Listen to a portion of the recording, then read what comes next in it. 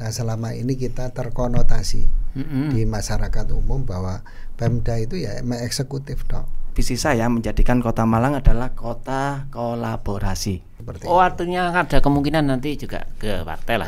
Semua kemungkinan itu terbuka. Bisa terjadi ya.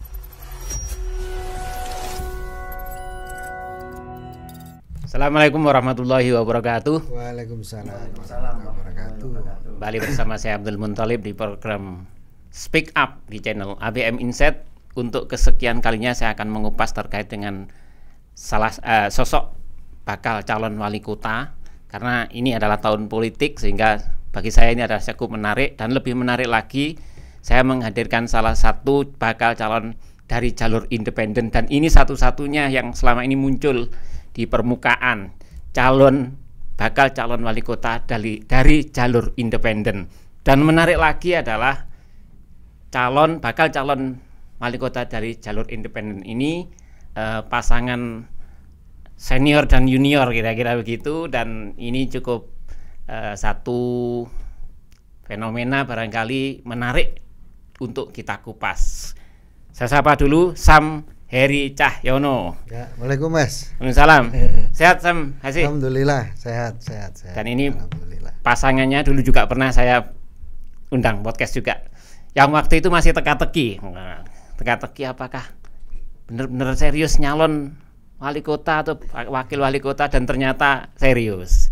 Sam Muhammad Rizky Boncel. Muhammad Rizky Wayutomo. Oh iya, lengkapnya Pak Yutomo. Panggilannya gimana Sam?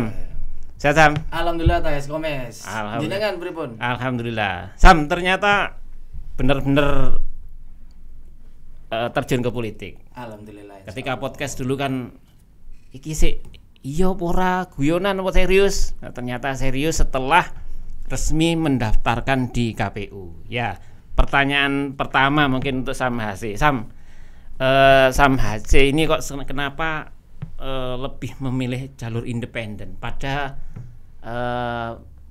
pemilihan sebelumnya di Kabupaten Malang juga jalur independen, sekarang independen lagi, gak kapok Sam? Independen Sam.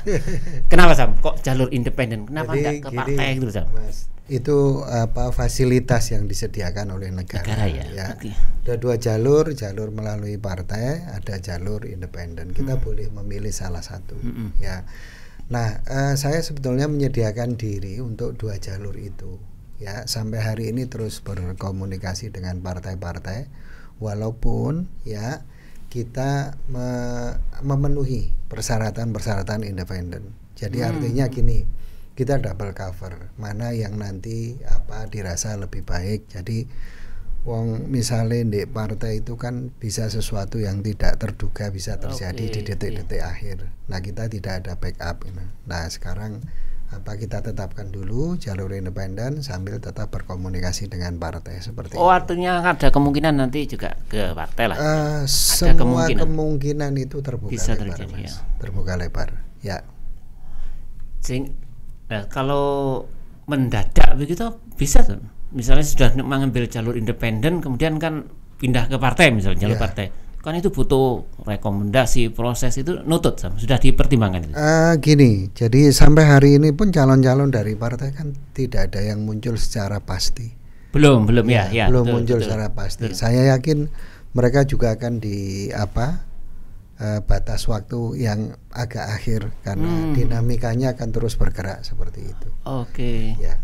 Sam, kalau jalur independen ini kan yang saya tahu itu resikonya cukup lumayan berat ya. Resikonya berat, satu tidak ada dukungan partai. Kalaupun nanti jadi juga lawannya itu semua partai, itu juga sudah jadi pertimbangan sama sih ya. Ya, jadi gini, kita menempatkan sih sebetulnya gini ya, demokrasi itu ono eksekutif, ono legislatif. Ya, contoh misalkan di Pemda Malang ya.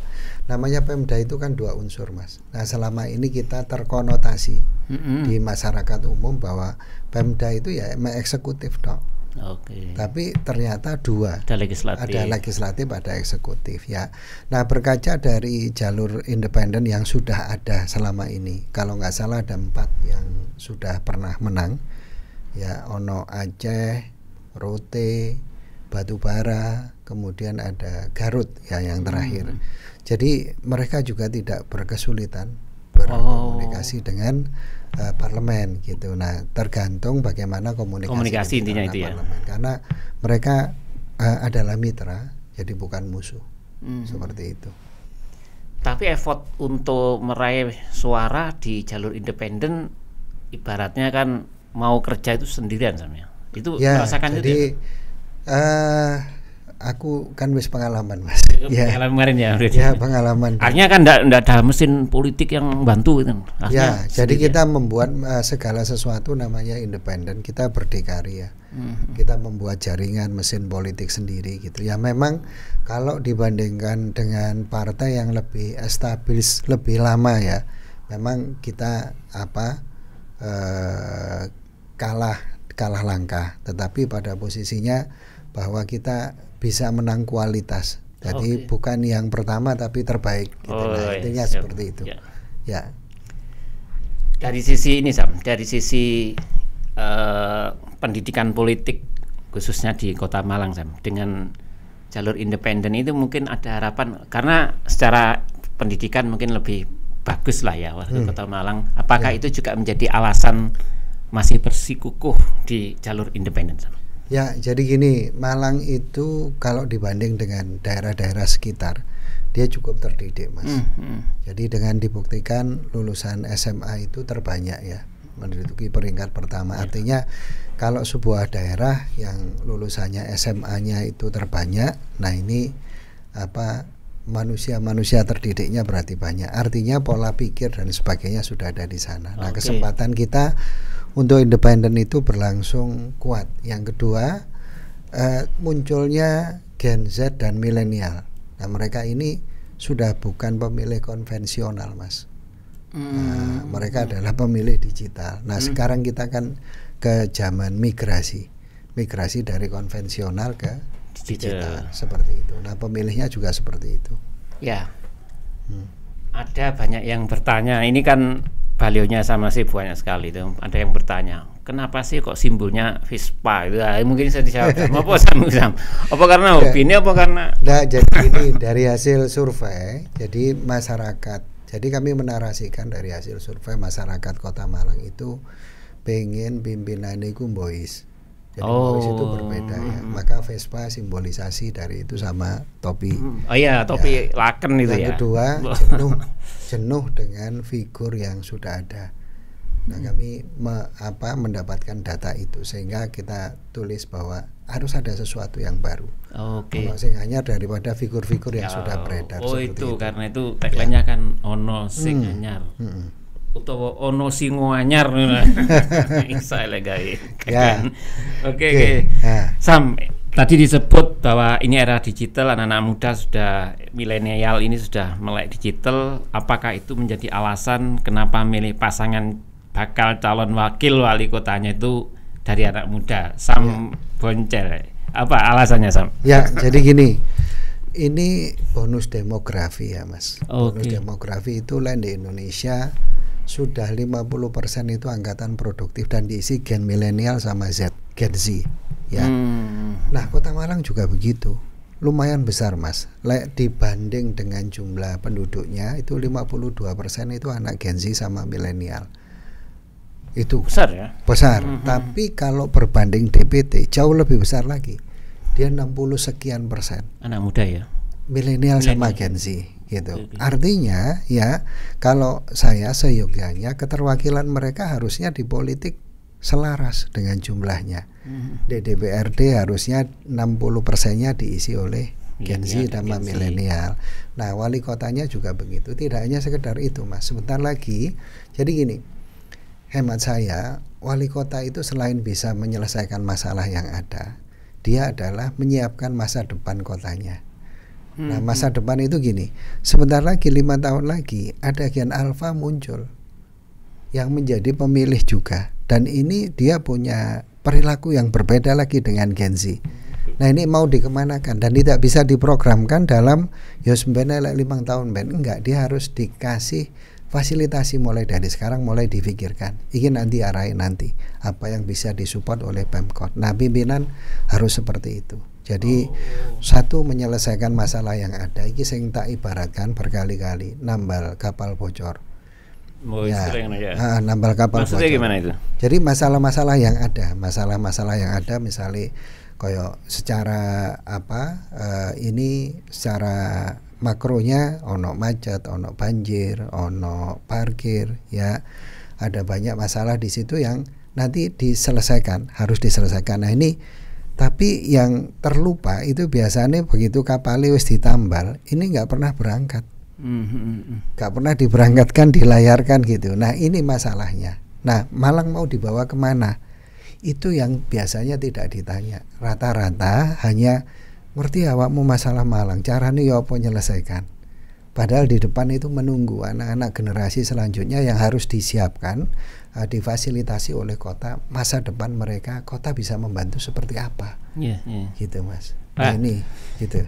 Tadi ngomong anak muda, ini udah Sam Boncel, arek nom arep sampean apa ketika jadi dapat amanahan Sam? Tapi sebelum kita ngomongin soal anak muda nanti mau dibawa kemana, ini kan saya pertama kali tampil bareng sama J. Oh iya, ini pasangan pertama ini ya. Pertama kali tampil bareng sama J di sini, dan pasti banyak yang bertanya, kenapa Mas Boncel mau untuk berpasangan dengan beliau. Secara gap umur kan emang kita mempunyai ruang yang sangat jauh nih. Nah, untuk keterwakilan antar generasi, mungkin menurut saya ini generasinya dari Sama J itu mewakili generasi yang kemarin-kemarin menjadikan generasi saya untuk seperti ini. Dengan diartikan saya sebagai anak muda ataupun asli kota Malang dan di gen milenial, saya mau menuju sama beliau. Salah satunya adalah kita mempunyai di kota Malang sendiri yang seperti Sama J tadi bilang, kurang lebih 67% itu DPT-nya itu gen milenial dan juga gen Z. Itu harus seperti Sama J tadi bilang, itu harus ada keterwakilan antara di legislatif ataupun di eksekutif. Nah, saya sebagai pemuda mewakili 67% itu untuk menjadikan sosok pemimpin muda baru di kota Malang. Nah, motivasi saya untuk mau bergabung dan kita berkolaborasi antara Boncel dan juga Sama J, salah satunya kita harus mempunyai sosok pemuda yang mewakili generasi tersebut. Dan saya mempunyai motivasi sendiri untuk memajukan kota Malang, untuk menjadikan visi saya, menjadikan kota Malang adalah kota kolaborasi. Dan itu saya sinergikan dengan visi dari Sama J sendiri. Sama J mempunyai visi menjadikan Malang mempunyai daya saing. Oke, Sam, sebelum ke sana Sam Boncel, sebelum ditunjuk atau dipilih Sam HC itu, Sam Boncel memang sudah punya keinginan gitu atau gimana? Sudah punya. Mulai pertama kali saya masang banner itu sudah di belum. Kuda. Belum ya? Belum. Belum. Boncel masang banner sendiri sehingga saya mengawasi ki enak arek nom. Saya bayanganku iki mesti dikongkon Sam HC. Enggak, belum. Justru belum. Serius ya, belum. Justru belum. Kenal sudah. Tapi untuk kolaborasi antara N1 dan N2 belum terjadi. Oke. Itu emang dari motivasinya ya, dari Malang itu mempunyai potensi yang tinggi, khususnya teman-teman muda dan juga komunitas yang nantinya itu bisa dijadikan kolaborator yang baik gitu loh. Oke. Ketemu beliau, akhirnya kita ngobrol, ternyata visi misinya kalau kita kawinkan itu jadi luar biasa itu. Tapi sebelumnya Sam HC sudah punya alternatif banyak gitu ya. Terus terverifikasi Boncel. Jadi gini loh Mas. Jadi hari ini itu kita terdidik pemilih konvensional. Konvensional kayak aku mulai kayak sampean. Bahwa figur pimpinan itu gelare kudu akeh. Wong kudu mapan ini gitu ya. Sehingga muncul ketidakpercayaan arek nom. Apa iso apa sih? Itu banyak pertanyaan. Ngerti apa iki ya? Nah, tetapi tidak ada jaminan muda itu tidak bisa menyelesaikan masalah, dan tidak ada jaminan orang yang tidak muda dan bergelar iso menyelesaikan masalah. Salah satu contoh di Malang. Ono macet menaun. Ono banjir menaun. Parkir, pasar gadang, blembing. Maringon pasar besar. Sing mimpin ini justru orang yang tidak muda dan mereka mapan pengalaman birokrat dan sebagainya. Tapi masalah yo gak mari gitu kan. Nah butuh terobosan baru. Jadi tidak ada jaminan muda tidak bisa menyelesaikan masalah, tua bisa menyelesaikan masalah. Ini baru jawaban baru ini. Gitu ya. Jawaban baru. Ya. Baru tahu saya ini jawaban. Kenapa alasan milih Sam Poncel? Iya. Saya sendiri serang juga ragu iki, temenan iki kayak gak serius sih, ternyata ini jawabannya. Iya. Oke, Sam. Ini karena keterbatasan waktu menarik sekali. Tadi nanti bisa diulang explore yang banyak. Siap. Termasuk UMKM yang sering saya lihat di TikToknya Sam HC menyampaikan tentang UMKM, menarik sekali. Tapi tentu butuh waktu yang panjang untuk menjelaskan itu. Saya kira masih banyak waktu untuk kita bicara lebih detail lagi terkait dengan pasangan jalur independen ini. Dan ini menarik kalau misalnya nanti goal dan terdapat amanah, ini sesuatu peristiwa yang belum pernah terjadi di Malang. Ono sing anyar, Mas. Ono sing anyar. Benar-benar ono sing anyar ini. Insyaallah. Mohon doa restunya. Amin. Kita berharap menjadi pasangan yang benar-benar nanti sampai goal lah. Amin. Jadi ini hal yang sangat baru untuk kota kita, sesuai dengan tagline kita kan kota kreatif ya. Pasangan jalur independen ini adalah pasangan yang kreatif menurut saya. Terima kasih. Ya, sama sih. Sun. Matur nuwun nggih. Sam Poncel. Sun. Terima kasih banyak. Oke. Baik, sahabat ABM Insight, dialog singkat kita dengan pasangan Sam HC dan Sam Poncel ini semoga bermanfaat untuk kita semua, setidaknya menjadi pencerahan baru di dunia politik bagi khususnya juga bagi anak-anak milenial dan Gen Z. Terima kasih dan Assalamualaikum warahmatullahi wabarakatuh. Waalaikumsalam warahmatullahi wabarakatuh.